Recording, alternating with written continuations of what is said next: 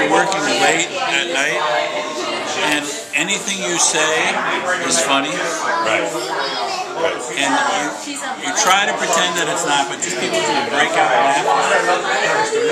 The phrase "crusty bunkers" came up. I don't know why. I don't know where it came from. It's bunkers is like sort of bunkmates. Yeah, right. You know, Krusty's sort of crusty. Right. In fact, I think Krusty on is it the Simpsons TV show, that clown? I think it was taken from the Krusty Bunkers because those guys are fans. So what happened is it stuck. So when it came time to name all the idiots that were sticking around the studio trying to save artwork, I said, Krusty Bunkers, and everybody laughed. I said, well, how bad can that be? So Larry Hama went and he put together a Krusty Bunkers t-shirt. He went to the phone book and he found a plumber running an ad for a plumber running to plumb something. And he took out all the stuff on the plumber and he put all these other things like fishing poles and stuff. And we picked out type for it. And we did, for each line, like it did, I forget what it was that we did, it's listed. We did a different typeface so that it looked like the worst typesetting ever done. And we made up t-shirts. So everybody who came in could be a Krusty Bunker for no reason except that it sounded stupid. One of the t-shirts showed up on eBay. That's right, Krusty Bunkers.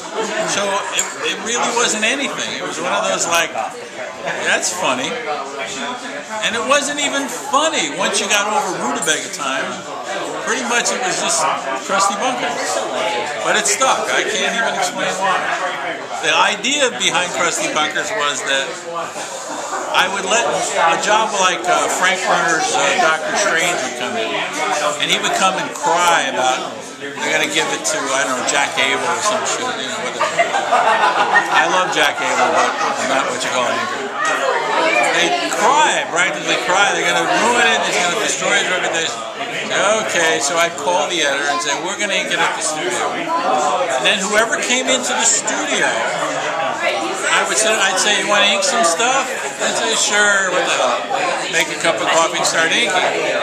And if I felt they couldn't ink something well, like girls didn't ink girls, I'd say, okay, you can ink backgrounds, but can I ink some figures? No, I'll fucking kill you. Well, wait a second, I'm good at figures. No, you're not. You're not going to ink. Just do the fucking background. Maybe I don't want to do this. You fucking bastard, you're going to sit down and do the fucking background. You volunteered for it. Do it. And then Jeff Jones would come in, and I'd say, Jeff, do the girls. And then other guys would come in, and I'd make them do whatever it was that I felt they could do that they had strength for. So the whole job overall, even though it didn't have any cohesion, it looked great. Yeah. You know? Yeah, the stuff did look good. It did. So everybody... We just got some photographs of old continuity from, what's his name, Bob Wiener. Yeah. And one of them was a picture of Jeff Jones. And so I asked Chris why we have a picture of Jeff Jones in continuity, and she's like, he probably just stopped by. I didn't realize it was part of Chris. Yeah, well, he was inking girls. That's good. Frank Werner never had such good inking in his life. Where did the term continuity come from? Continuity came from, I sort of invited Dick to become part of the studio I was putting together. And I said, we ought to call it something. And he said, what do you think it ought to be called? And I thought about it for a while, and I said, continuity. And Dick said, nobody knows what continuity means. I said, maybe not now, but 20 years from now, everybody will know what continuity is. I said, okay, we'll see what happens. And everybody does.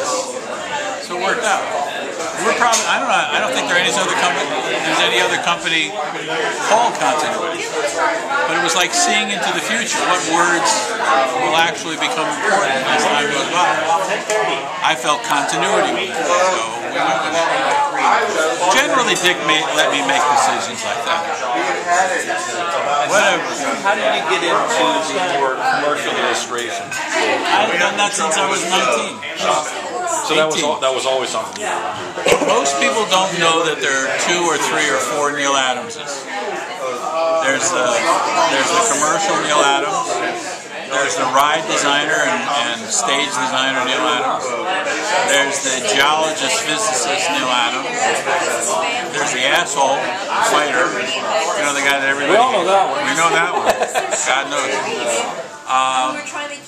And I just do all that stuff because I'm interested in all that stuff. And I don't. There's a philosopher called, his name is Ouspensky. It's really worthless to look him up because he was a jerk. Okay, but he had one good idea. 3 people. The idea was that everybody's part of a machine. Nothing you want to hear. Okay? Everybody's part of a machine, and there's nothing you can do to avoid the machine. So he was a deist. No, not in any way. He just said you're doomed to do whatever it is that you do unless you get out of the machine. Now you can't easily get out of the machine. For example, you can't wake up tomorrow morning and speak Russian. You may want to, but you can't, because the machine has made you the way you are. You're not going to walk down the street out and step in front of a car.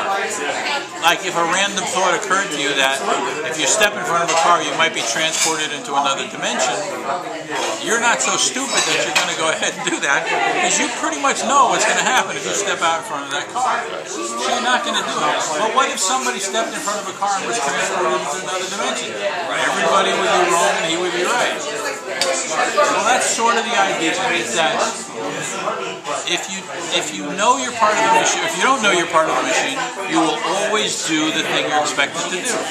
And even though you say, no, I don't, you do. Even saying no, you don't is part of being a machine. You automatically programmed to say no, I don't. In other words.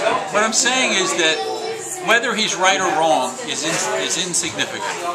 The point is that he said that unless you make an active decision not to be part of the machine, you almost are automatically part of the machine. And if you make a decision not to be part of the machine, only for that instant are you not part of the machine, you immediately become part of the machine again.